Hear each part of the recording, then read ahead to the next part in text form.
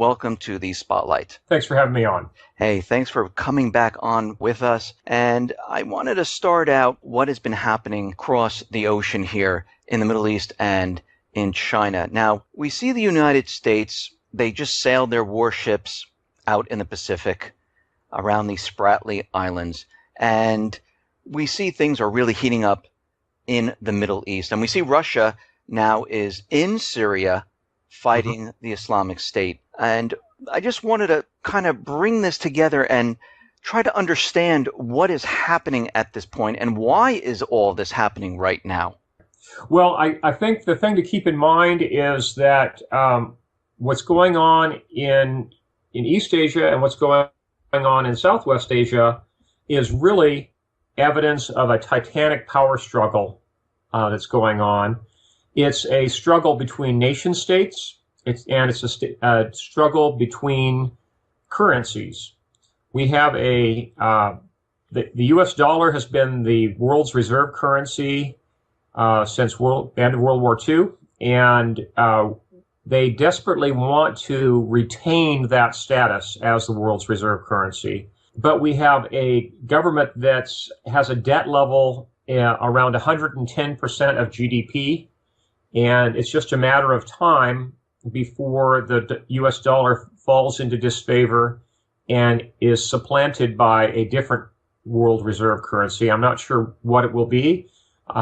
It's possible it could be the Chinese yuan, or it could be the euro, could be any number of different currencies, or it could be a completely new currency. But definitely the handwriting is on the wall. And if you look at American foreign policy since the 1950s, a lot of it has revolved around the ready supply of cheap oil to keep the big machine moving.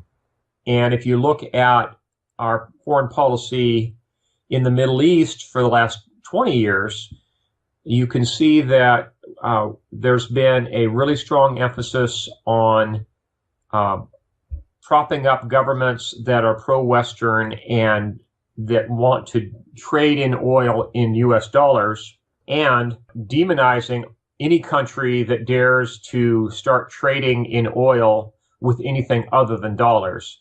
And that's one of the reasons that Iran has really been in disfavor with the United States.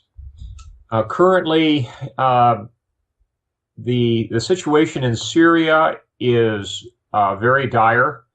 There are so many different actors in play there that it's really a gamble to see how it's all going to turn out. There are so many nation states and so many surrogate armies involved in Syria. It's really hard to keep track. You've got the former Soviets, the Russians have come in with the goal of both supporting the Syrian government and with trying to suppress ISIS. But they've been expending just as much money, manpower, material, and effort and air hours with air sorties going against Kurdish separatists as they have going against ISIS. So we run the risk with the involvement of both Russian special forces, the Spetsnaz, and American special forces in country, and both Russian aircraft and American fighter and bomber aircraft in country. We really run the risk of going, as Slim Pickens put it, toe-to-toe in nuclear combat with the Ruskies. So we're really at risk of a conflagration in Syria. It could very well go nuclear, and it could very well turn into World War III. We see this occurring right now. Now, let me just clarify something here. Russia and China, for that matter, they are not like Yemen, Iraq, where the U.S. can go into those countries and pretty much overrun the government there and do whatever they need to do in those countries, replace the government, whatever they're doing. Russia and China, on the other hand, they're basically advance actors. They have weapons equal to or greater than the United States. Right. And as we move forward here, before we even get to a nuclear war, how do you see this playing out with Russia and China if both of them get involved in this? Do you see the United States having the upper hand, or do you see the United States not doing so well against these countries? Well, with Russia, we have the disadvantage of having much longer chains of supply. The Russians have almost internal lines of supply into that theater. So they have that inherent advantage. They also seem to have much greater resolve than the U.S. government. Our current administration, or the Obama regime, as I refer to it, has no backbone whatsoever. If you look at the history of the Obama administration, time and time again, they have kowtowed to other governments. They have bowed literally to Islamic governments, and they just don't show any really strong resolve at all. If you look at the way all the negotiations went on with Iran for the much hyped nuclear containment deal, we basically caved into the Iranians time and time again and gave them just the treaty that they wanted, with no verification whatsoever and with no teeth in it whatsoever if they were to violate that treaty. So I think that, if anything, the United States is at a disadvantage in Syria and throughout the whole Middle East, and throughout all of Southwest Asia, really. And as time goes on, we will probably see the United States either hand off its responsibilities to surrogates or suffer some really humiliating defeats simply because of manpower disparities. And, we may very well see American aviators paraded through the streets. And depending on who captures them, if they're captured by ISIS, we may see them decapitated. And if we see them captured by the Syrian government, we may see them put on show trials. And if we see them captured by the Russians, we may see them handed back to the United States quite ignominiously. So essentially, it's a lose-lose situation in Syria. How is this war? I mean, everyone's talking about war. You see it, on other alternative media. You see it even in the corporate media. And people have been talking about World War III. But the question is, and I just want everyone to be clear and understand how this war is going to be completely different than World War I and World War II. I mean, those two wars, nothing really happened here in the United States. Right. We very well could see terrorist attacks or weapons of mass destruction of various sorts used right on American soil. And unlike World War II, which lasted, well, if you include the Spanish Civil War, which really was the precursor to World War II, which lasted over 10 years, we could see World War III last less than a year, maybe only 8 or 10 months before it reached a conclusion where the disparity of force became so obvious, where the amount of territory controlled became so great, and where the attrition of American military aircraft was so great, and the expenditure of cruise missiles was so great that we would be forced to reach terms with the Russians within 8 or 10 months. Do you think before we're reaching terms, do you think we would see forces on U.S. soil from Russia or China? No, but I think we could very well see weapons of mass destruction used against the American citizenry.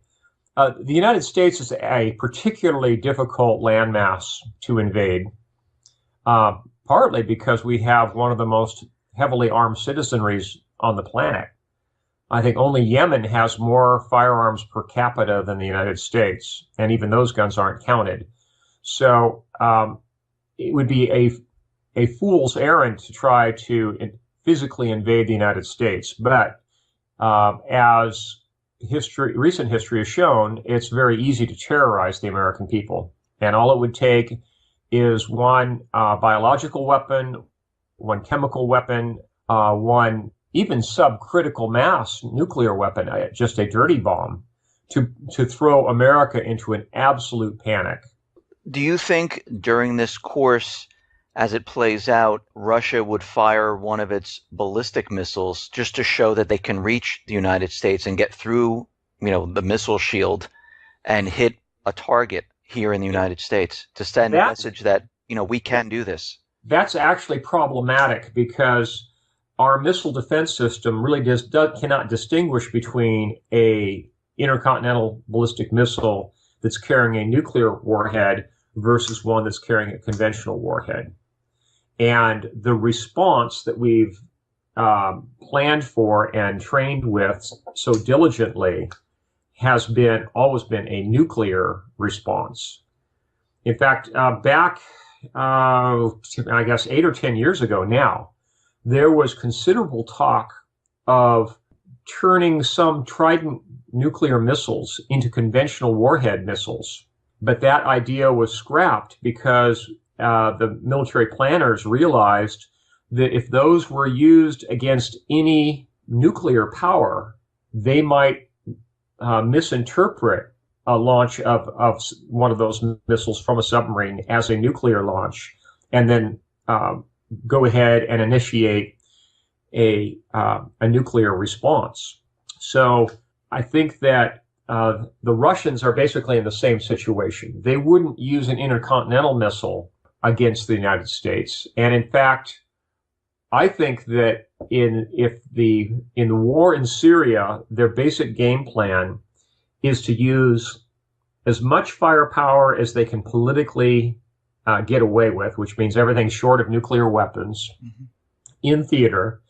And then they would use surrogates for the sake of deniability for actual attacks on the United States. They would either equip terrorist groups or attribute their use of weapons to the use by terrorist groups if they were going to have any physical attacks on the United States or U.S. infrastructure. From your statement from the beginning when we started here, all of this is happening because basically the dollar is dying. We're heading towards a collapse of the private Western central bank system. Correct. And here in the United States, we see our government doing many different things, like spying on the American people, creating laws that kind of violates our rights. And it seems at this point that they're continually doing this. I mean, DHS, they're looking at basically setting up a color-coded domestic alert system for domestic terrorism. Mm-hmm. I mean, what is the purpose of all of this? I mean, why are they spying on American people? Why are they so concerned about the domestic population? I mean, we see increased security at government buildings. I mean, the White House has new spikes on the fence. Why are they so worried about the American people? Well, I think what it comes right down to is that the power elite wants to remain in power. They can't afford to have any sort of domestic uprising that would compromise their position. Because when you come right down to it, it's a very few people that are controlling a very big government, but that very big government is still, in total terms, a number of government employees, or at least pistol packing employees, that's just a tiny number compared to the number of armed citizens in this country. So they're attempting to both simultaneously monitor and buffalo the American people. They want to have basically a total information awareness state where they can monitor anyone that they consider a malcontent and be ready to pounce on them. and they want to intimidate the American people and make them think that they are impotent in terms of having any sort of uprising against the U.S. government. We see the government continually pushing gun legislation, and John Kerry signed the UN Arms Treaty. Of course, the Senate has not passed it, but is this part of it where they would like to remove the weapons from the people? I'm sure that they would. That's probably their fondest dream, but it's also absolutely impossible for them to accomplish within the scale of the next 5 or even 10 generations. The reason being is that there's literally a firearm out there for every man, woman, and child in the country. And somewhere of upwards of 90% of those have no paper trail whatsoever because they've been passed on multi-generationally. Without any positive paper trail, that they don't have a prayer of being able to round up those guns. And if you look at the gun registration programs that have been attempted in places like California and more recently in New York State, the level of non-compliance for registration is somewhere on the order of 80%. And these are American citizens who are facing felony prosecution for failure to register their so-called assault weapons. 80% of them are not complying. So that tells me that it's just absolutely impossible to try to disarm the American people. And for purposes of illustration, I always like to bring up the example of the Troubles in Northern Ireland. The low-level guerrilla war that took place in Ireland, Northern Ireland, for more than 40 years was carried out with less than 200 military firearms. 200 guns were what was keeping the British bogged down in Northern Ireland to the tune of about a quarter of their military force for decades, simply because they couldn't round up 200 guns. America is a nation of 300 million guns, and even if only 2 or 3% of the American citizenry developed a backbone and decided to take up arms against the U.S. government, the pool of available weapons is so large that it would be absolutely impossible to disarm the American people. Not to mention that 3D printer technology is coming along to the point where basically anyone can create a gun, an untraceable gun at home. Yeah, albeit, it's probably going to be a single-shot weapon, most likely. But in the right hands, a single-shot weapon works just fine. But they're continually trying. I mean, they continually... Oh, yeah, sure. They want it to happen. Yeah. Like I say, it's their fondest dream. But it's just not realistic to think that they're going to make it happen. In the short term, they could pass legislation making it illegal to own a magazine-fed or detachable magazine semi-automatic firearm, and they could put a very stiff penalty on it. But what they'll end up doing is turning more than half of the American citizenry into felons, just waiting to be prosecuted. You can't lock up half the population. It's just not going to happen. We understand that this dollar system and everything that we've been looking at with the economy, we see that the economy, even though the government continually tells us that everything is fine, it's recovering, unemployment is very, very low. The Fed comes out and tells us that, everything that they're looking at is fine. When you really look at the real data and information, and you see that retail is contracting, housing is starting to kind of fall apart. We heard of Freddie and Fannie yesterday might need an injection of about $400 million. Yeah, here we go again. Yeah. And you're starting to see all this, and you're starting to realize that this economy is not doing as well as they're saying. And we did have that scare in August, September of the stock market. but it looks like they've been pumping it up and trying to. It seems like that's the only thing they have to hold on to is the stock market. Yes, essentially, if you look at if you want to look at the real economy, look at the genuine unemployment figures and look at the corporate layoffs. Look at transnational shipping, like the Baltic Dry Index, for example. Look at all the shippers reducing their sailing schedules, for example. Look at layoffs by companies like Caterpillar Tractor in Peoria, Illinois. Cat Tractor is a multinational corporation. It's not just an American corporation. And they sell over 200 types of heavy equipment. If they can't make a profit and keep their employees working, selling into a global market, then that tells you that we're in a global depression. And frankly, I think we've been in a depression. We've just been in the opening stages of it ever since about 2001.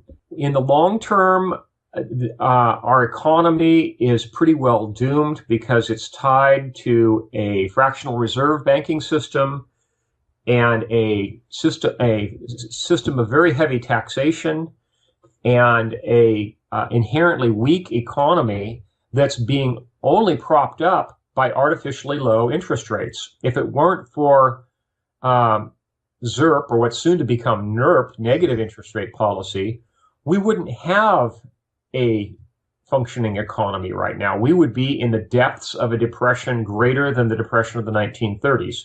So while Obama has been in office, he's nearly doubled the national debt, and all of that money that's being pumped into the system artificially is essentially just keeping this dying horse from collapsing. So how bad do you think this is going to get? I mean, are we looking at a 2008 type of crisis, or is this going to be a lot worse? I think it's going to be a lot worse. I think it could very well be like the scenario I laid out in my first novel series, the Patriot series, where you see an economic collapse that goes hyperinflationary.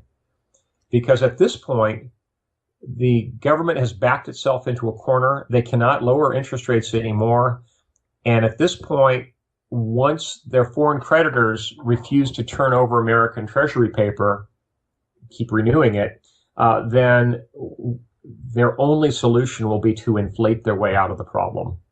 Inflation, of course, is a hidden form of taxation. So essentially, what they're going to be doing by inflating the currency by 50% per year, say, and then more, is they're effectively going to be placing a 50% tax on the American people on their after-income savings.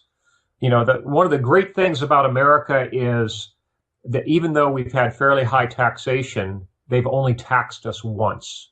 You get taxed once on your income, and then that's it. You can keep it, and it's yours to keep.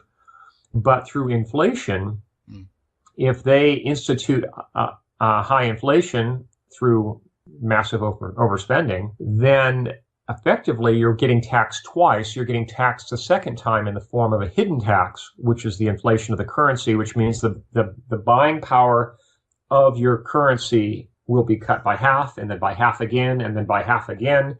And the beneficiary will be the government. It'll essentially be like what happened in Mugabe's Zimbabwe, where hyperinflation taxed away the net value of everyone's savings, both what they had in the banks and their mattress money. It was essentially taxed away to zero. By the time all was said and done, the largest bill they printed was a $100 trillion bill. And those were only in circulation for a couple of months before even they became worthless. So we could very well see a comparable situation in the United States where the government attempts to tax its way out of the problem through a hidden form of taxation, hyperinflation. Overstock Chairman Jonathan Johnson, he came out and he says that his company is preparing. I mean, they have something like $10 million worth of gold coins. They're putting away food and supplies. Right. And this is huge because this is telling the world right now, especially everyone in this country, that something is wrong here.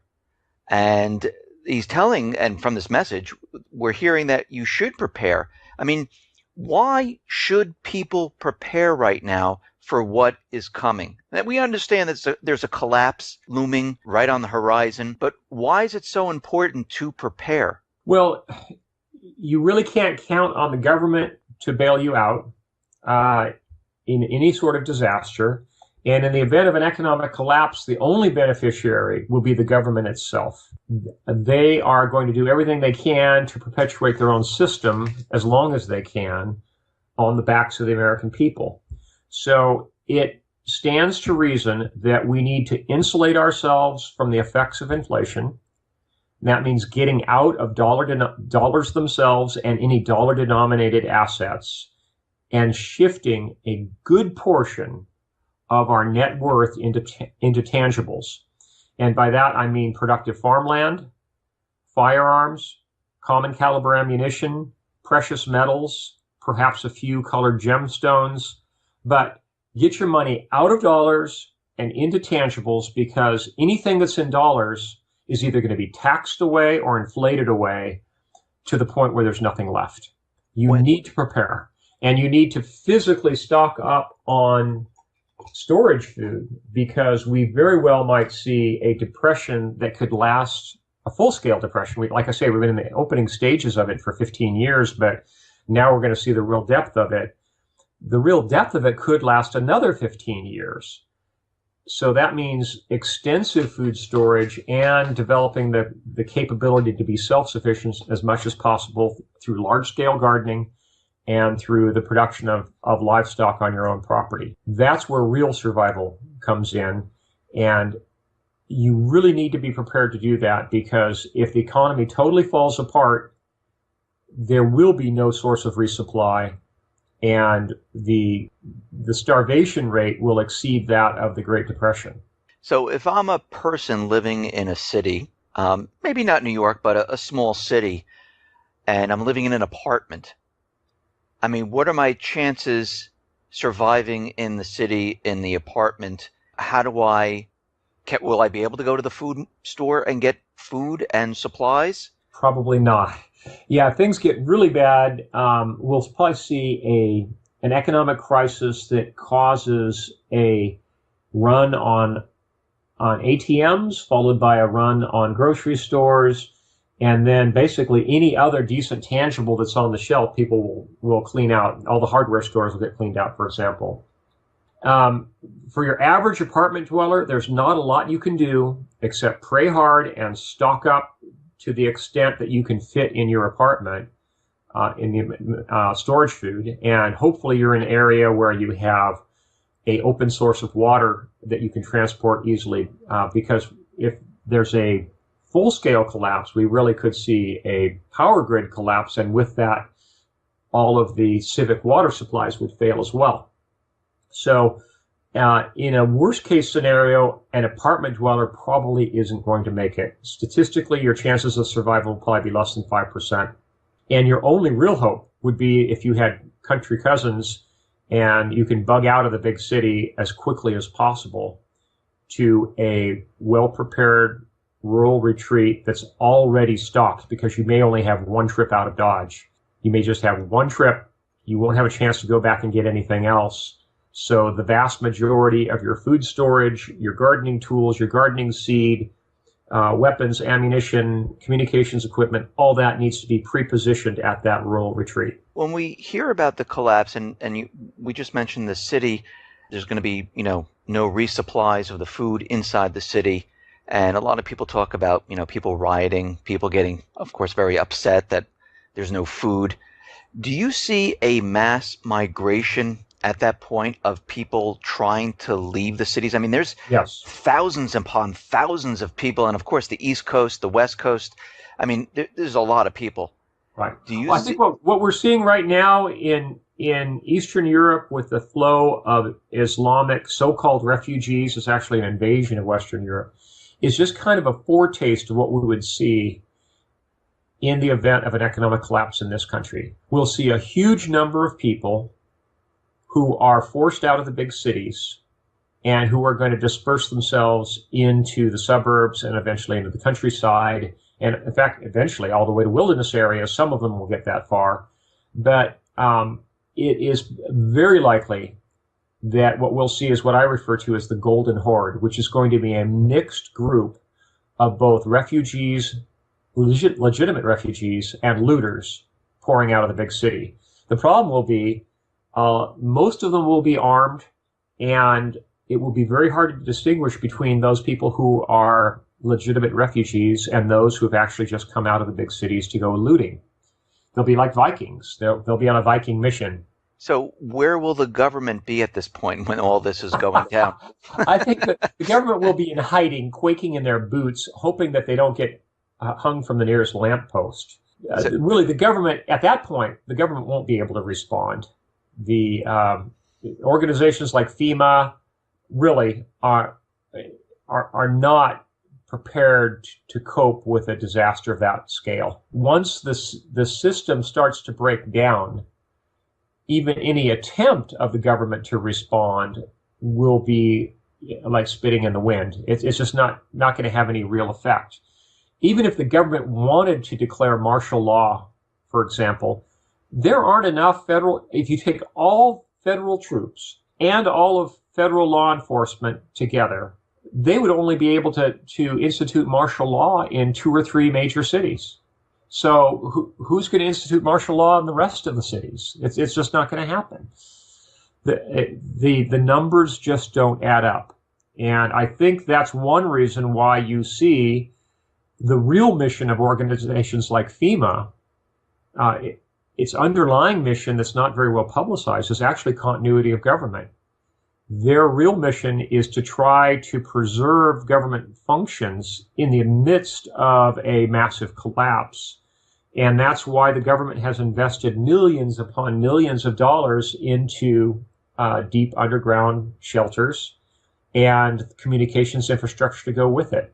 Before this actually occurs where everything starts breaking down, at the beginning stages where things start to break down, what do you think the government's response will be? Let's say the market, like we saw back in 2000. Yeah, I think well, there's already circuit breaker procedures in effect for the stock market, but the government itself could institute a cessation of trading on the stock market and on all the commodities markets.